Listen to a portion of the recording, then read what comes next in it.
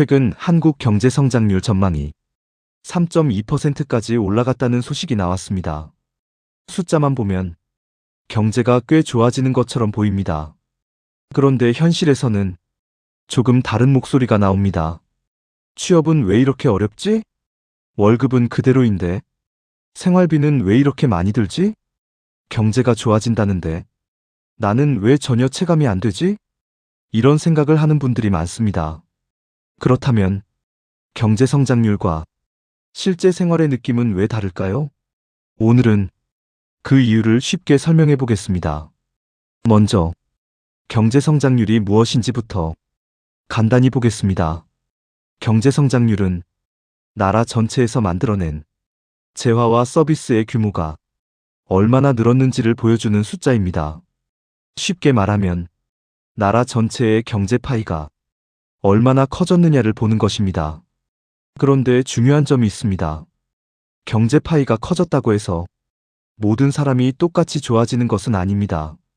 어떤 산업이 크게 성장했는지, 그 성장이 일자리로 이어졌는지, 소득으로 이어졌는지, 소비로 이어졌는지에 따라 사람들이 느끼는 체감은 달라질 수 있습니다. 이번 한국 경제 성장률 전망이 높아진 가장 큰 이유 중 하나는 반도체입니다. 글로벌 AI 산업이 커지면서 AI 데이터 센터, HBM, 고성능 메모리, 서버용 반도체 수요가 크게 늘고 있습니다. 한국은 반도체 수출 비중이 큰 나라입니다. 그래서 반도체 경기가 좋아지면 수출이 크게 늘 수 있고 기업 투자도 늘 수 있습니다. 이런 효과가 국가 전체 성장률을 끌어올릴 수 있습니다. 문제는 반도체가 잘 된다고 해서 모든 산업이 동시에 좋아지는 것은 아니라는 점입니다. 예를 들어 반도체 기업은 사상 최대 실적을 낼 수 있습니다. 수출도 늘 수 있습니다.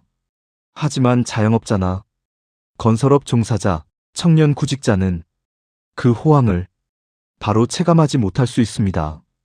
왜 그럴까요? 첫 번째 이유는 반도체 산업의 고용 구조입니다. 반도체는 아주 큰 돈이 들어가는 산업입니다. 공장 하나를 짓는데 막대한 설비 투자가 필요하고 고가의 장비가 많이 들어갑니다. 하지만 투자 금액에 비해 사람을 엄청 많이 뽑는 산업은 아닐 수 있습니다. 자동화된 생산시설과 정밀 장비가 많은 역할을 하기 때문입니다. 그래서 반도체 수출이 크게 늘어도 그만큼 일자리가 폭발적으로 늘어나는 것은 아닐 수 있습니다. 이걸 쉽게 말하면 경제는 성장하는데 고용은 많이 늘지 않는 현상입니다. 흔히 고용 없는 성장이라고 부릅니다. 과거 제조업에서는 공장을 키우면 사람도 많이 필요했습니다. 하지만 지금은 상황이 달라지고 있습니다. AI, 자동화, 로봇, 스마트 공장, 기술이 발전하면서 기업은 더 적은 인원으로 더 많은 생산을 할 수 있게 됐습니다. 기업 입장에서는 생산성이 좋아지는 것입니다. 하지만 구직자 입장에서는 채용 기회가 생각보다 많이 늘지 않을 수 있습니다. 이게 성장률은 높은데 취업은 어렵게 느껴지는 첫 번째 이유입니다. 두 번째 이유는 청년 취업 구조입니다. 청년들은 단순히 아무 일자리나 원하는 것이 아닙니다. 안정적인 정규직, 대기업, IT, 전문직, 수도권 일자리 같은 선호가 강합니다. 문제는 이런 일자리는 한정돼 있다는 것입니다. 또 기업들도 예전처럼 많은 신입사원을 한꺼번에 뽑기보다 경력직이나 전문기술 인력을 선호하는 경우가 늘고 있습니다. AI와 자동화가 확대되면 이 흐름은 더 강해질 수도 있습니다. 예전에는 신입사원이 맡던 기초 업무 일부를 AI가 대신할 수도 있기 때문입니다. 그러면 첫 취업의 문이 더 좁게 느껴질 수 있습니다. 세 번째 이유는 월급과 물가입니다.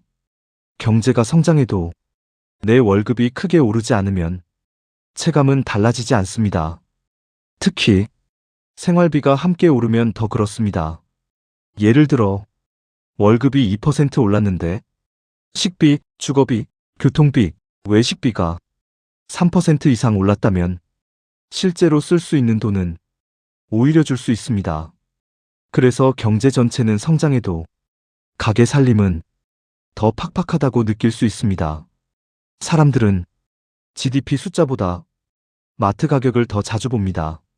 점심가, 커피가, 월세, 관리비, 대출이자 같은 지출이 늘어나면 경제 성장률이 높아졌다는 뉴스가 크게 와닿지 않습니다. 이게 체감 경기와 공식 경제 지표가 다르게 느껴지는 이유입니다. 네 번째 이유는 성장 효과가 가게까지 내려오는데 시간이 걸릴 수 있다는 점입니다. 반도체 기업이 돈을 많이 벌면 기업 이익이 늘고 세금도 더 거치고 투자도 늘 수 있습니다. 그런데 그 돈이 근로자 임금, 신규 채용, 지역 소비, 중소기업 매출로 퍼지는 데는 시간이 걸릴 수 있습니다. 기업이 이익을 많이 냈다고 해서 다음 달부터 모든 사람 월급이 바로 오르는 것은 아닙니다. 그래서 기업 실적과 가게 살림에는 시간차가 생길 수 있습니다. 다섯 번째 이유는 다른 산업이 약할 수 있다는 점입니다. 반도체는 좋아도 건설, 자영업, 내수, 서비스업이 어렵다면 많은 국민은 경제가 좋아졌다고 느끼기 어렵습니다. 예를 들어 건설업은 현장 노동자, 자재업체, 운송업체, 부동산, 지역 상권과 넓게 연결돼 있습니다. 건설 경기가 나쁘면 지역 경제와 일자리에도 영향이 큽니다. 자영업도 마찬가지입니다. 사람들이 소비를 줄이면 식당, 카페, 소매점, 서비스업, 매출이 줄 수 있습니다. 이런 사람들에게는 반도체 수출 증가보다 내 가게에 손님이 얼마나 오는지가 더 중요합니다. 그래서 한국 경제 전체는 성장해도 일부 산업에서는 불황을 느낄 수 있습니다. 또 하나 중요한 것은 경제 지표는 평균이라는 점입니다. 3.2% 성장이라는 숫자는 한국 전체 경제를 평균에서 보는 숫자입니다. 하지만 사람마다 처한 상황은 다릅니다. 반도체 회사에 다니는 사람은 경기가 좋아졌다고 느낄 수 있습니다. 반대로 청년 구직자, 자영업자, 건설업 종사자, 중소기업 근로자는 전혀 다른 느낌을 받을 수 있습니다. 즉, 경제 전체 숫자가 좋아졌다고 해서 모든 사람이 같이 좋아지는 것은 아닙니다. AI 시대에는 이 차이가 더 커질 가능성도 있습니다.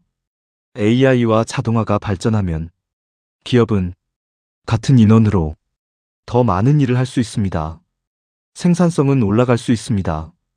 기업 이익도 늘 수 있습니다. 국가 전체 성장률도 좋아질 수 있습니다. 하지만 고용은 그만큼 늘지 않을 수도 있습니다. 이게 앞으로 AI 시대 경제의 중요한 문제입니다. 예전에는 경제가 성장하면 일자리도 자연스럽게 늘어난다는 생각이 강했습니다. 하지만 앞으로는 경제는 성장하는데 일자리는 생각보다 적게 늘어나는 현상이 더 자주 나타날 수 있습니다. 그래서 성장률 하나만으로 경제 상황을 판단하기는 점점 더 어려워질 수 있습니다. 그렇다면 앞으로 우리는 어떤 지표를 같이 봐야 할까요? 첫째, 취업자 수입니다. 좋은 일자리가 실제로 얼마나 늘었는지 봐야 합니다. 둘째, 실질임금입니다. 월급이 올라도 물가가 더 많이 오르면 생활은 좋아지지 않습니다. 셋째, 소비입니다. 사람들이 실제로 돈을 쓰고 있는지 봐야 합니다. 넷째, 물가입니다. 생활비 부담이 얼마나 줄고 있는지 중요합니다. 다섯째, 건설과 자영업 경기입니다. 반도체 외의 다른 산업이 살아나고 있는지도 봐야 합니다. 여섯째, 가계부채입니다. 경제가 성장해도 대출 부담이 너무 크면 가게는 소비를 줄일 수밖에 없습니다. 결국 성장률 하나만 봐서는 국민 생활을 정확히 알기 어렵습니다. 또 하나 중요한 질문이 있습니다. 반도체 호황이 계속되면 결국 국민 전체에도 좋아지는 것 아닐까요? 장기적으로는 긍정적인 효과가 있을 수 있습니다. 반도체 기업이 돈을 많이 벌면 투자를 늘리고 협력업체 주문도 늘고 세금도 더 거칠 수 있습니다. 정부는 그 세금을 복지나 인프라, 미래 산업에 쓸 수도 있습니다. 또 기업이 새 공장을 짓고 연구개발을 늘리면 관련 산업에도 효과가 퍼질 수 있습니다. 문제는 그 효과가 얼마나 넓게, 얼마나 빠르게 퍼지느냐입니다. 만약 반도체 호황의 혜택이 일부 대기업과 일부 고소득층에만 집중된다면 전체 국민의 체감 경기는 크게 좋아지지 않을 수 있습니다. 반대로 협력업체, 지역, 고용, 임금, 소비로 넓게 퍼진다면 사람들도 경제 회복을 더 쉽게 체감할 수 있습니다. 그래서 앞으로 중요한 것은 성장 그 자체보다 성장의 분배와 확산입니다. 또 하나, 청년 취업 문제를 AI와 연결해서 볼 필요가 있습니다. AI가 발전하면 단순 문서 작업, 기초 분석, 일부 사무 업무를 자동화할 수 있습니다. 그러면 기업은 신입사원이 하던 일부 업무를 AI로 처리하려 할 수 있습니다. 이렇게 되면 신입 채용 수요가 줄어들 가능성도 있습니다. 반대로 AI를 잘 다루는 사람, 데이터를 분석하는 사람, AI 서비스를 기획하는 사람, AI 시스템을 관리하는 사람에 대한 수요는 늘 수 있습니다. 즉, 일자리가 완전히 없어지는 것이 아니라 필요한 능력이 달라지는 것입니다. 그래서 청년 취업 문제도 단순히 채용을 늘려달라고 하는 것만으로는 해결하기 어려울 수 있습니다. 교육과 직업훈련도 AI 시대에 맞게 바뀔 필요가 있습니다. 중장년층도 마찬가지입니다. AI와 자동화로 기존 직무가 바뀐다면 새로운 업무로 이동할 수 있도록 재교육이 필요합니다. 그렇지 않으면 경제는 성장하지만 일부 사람은 노동시장에서 밀려나는 일이 생길 수 있습니다. 그래서 앞으로 국가 정책도 경제 성장률만 높이는 것보다 성장의 혜택이 일자리와 소득으로 이어지게 만드는 것이 더 중요해질 수 있습니다. 기업도 생산성 향상의 이익을 설비 투자와 배당에만 쓰는 것이 아니라 인재 교육, 신규 채용, 임금, 직무 전환에도 활용할 필요가 있습니다. 그래야 AI와 자동화에 대한 사회적 반발도 줄일 수 있습니다. 이번 한국 경제 성장률 전망을 볼 때도 3.2%라는 숫자 자체만 볼 필요는 없습니다. 그 숫자 안에서 반도체가 얼마나 차지하는지, 고용은 얼마나 늘어나는지, 소비는 살아나는지, 실질 임금은 오르는지, 다른 산업도 회복되는지를 함께 봐야 합니다. 결국 국민이 원하는 경제 성장은 통계에서만 좋은 성장이 아닙니다.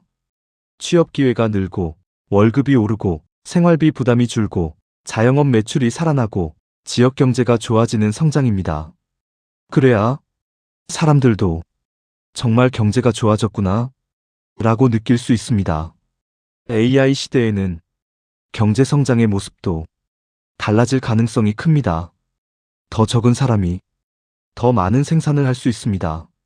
AI와 로봇이 생산성을 크게 높일 수 있습니다. 그렇다면 앞으로는 경제가 얼마나 성장했는가만큼 그 성장의 이익을 사회 전체에 어떻게 나누는가가 더 중요해질 수 있습니다. 그래서 앞으로 우리가 봐야 할 질문은 한국 경제가 몇 % 성장했나? 하나가 아닙니다.